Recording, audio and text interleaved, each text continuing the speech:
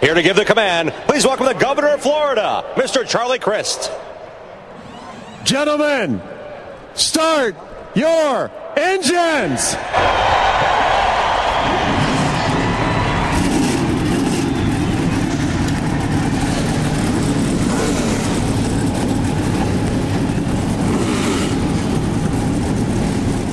Green flag is in the flagman's hand.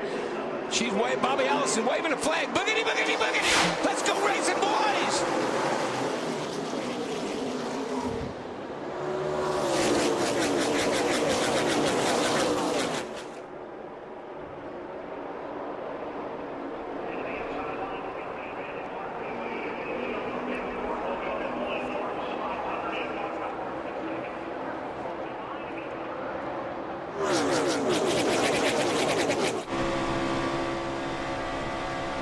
Riding with Dale Earnhardt Jr., who for the first time in 11 Daytona 500 starts outside the top 10, 17th.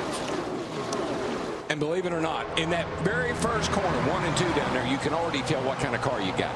At least you know that you got a good one, or you got one you got to work on. Who will lead the first lap of the 500? This is the start of the 500, but it's also the start of the season. Martin Truex Jr. will lead lap 1, 5 bonus points for leading a lap. Kyle Busch. We call him Wild Thing, and if you've seen this young fella race, you'll know why. He nearly won the truck race Friday night. He nearly won the nationwide race yesterday.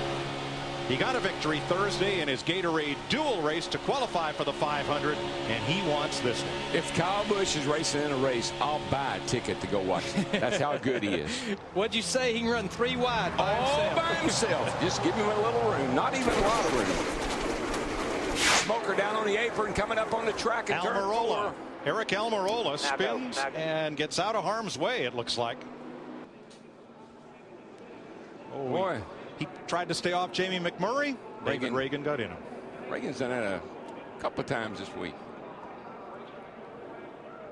When that happens right in front of about a third of the field, you're mighty lucky when that's all you end up having to do is change the tire. Uh-oh, look out, look out. Caution is out. It's the competition yellow we spoke of that NASCAR will do from time to time when the weather greatly changes track conditions after the final practice. We got a battle for the lead here. Here goes Junebug by Kyle Busch, bringing semi-teammate with him. These two guys love to work together. Tony Stewart and the 14, Dale Jr., they love to work together. Yes, they do. Third lead change of the day.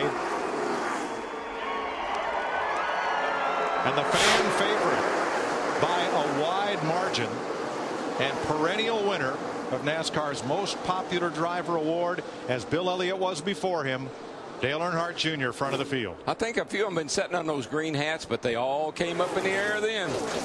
And you know, I know this is the first race of 2009. Look at them waving. They're standing on their feet all the way down the back straightaway. But Darrell said it in the pre-race. I just think the second year of Dale Earnhardt Jr. with Hendrick Motorsports is a pivotal year. And how about Tony Stewart? He wants to lead at this 500, that 14. I don't know if he wants that 18 behind him, though, after yesterday in the nationwide race. Kyle pushed Tony all the way through 3 and 4 trying to get around him. Couldn't quite do it. The Daytona 500. Travis Kvapil has hit the wall in his Yates Racing Ford. That's got tar written all over it. Got the right front locked up. Right front is locked up. Damage on the right front fender, guys. Caution's out for the third time today. All of a sudden, you'll see the car, just a little bit of a puff of smoke, and you see the car almost drop down a little bit on the right front, right there, and all of a sudden, up into the outside safer barrier he goes. Another angle, different place here. You see again, hard licking that outside safer barrier. But again, you know, that's the beautiful thing about having that safer barrier there. It could have been a lot worse if it hadn't been for those safer barriers. And a big miscue for Dale Earnhardt Jr. He is pitted just past the start-finish line. It appears he could not get into his pit and will have to go around and come back in for service. And he will have to come back in. And there you see he peels off in the 3rd position, coming down the pit road, following Kyle Busch in the 18 car. Now he should be about 10 pits away right there.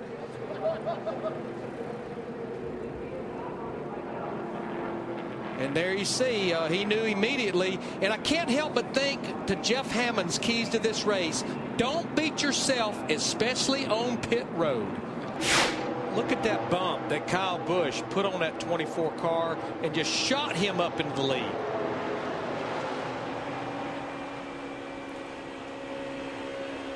Meanwhile, Michael Waltrip had an issue. He's on the inside right there as Oh my goodness. Clint Boyer and Michael all but locked bumpers in the backstretch. Yeah, I think that's when you try to throw a block, Larry, and you lose control of your car. Trouble front straightaway. Joey Logano pounds the safer barrier at the inside of the entrance to pit road.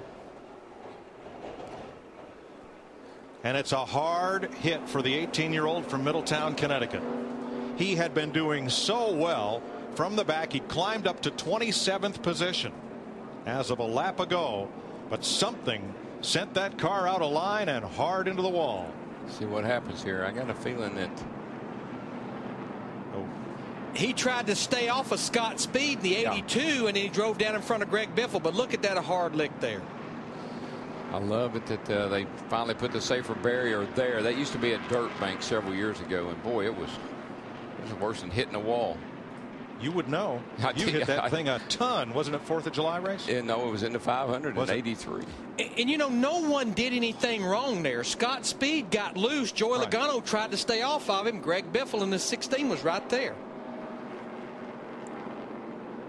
This is going to hurt. Let's ride along with Joey Logano. 2-1. Just a bump. Just a kiss. But look how well contained he is in that car. All right, bud. Yeah, I'm fine. And he is. There's a young man that will be glad to leave Daytona. Jeff Gordon just expressed concern. In fact, the crew is starting to zip up their uniforms, tighten their helmets. He said that right front is going away. You see him dropping back. Well, again, it's just as I mentioned, this is the longest green flag run we have had right here, and we are still a good 12 to 14 laps away from what would be routine stops. 28 right here, 28.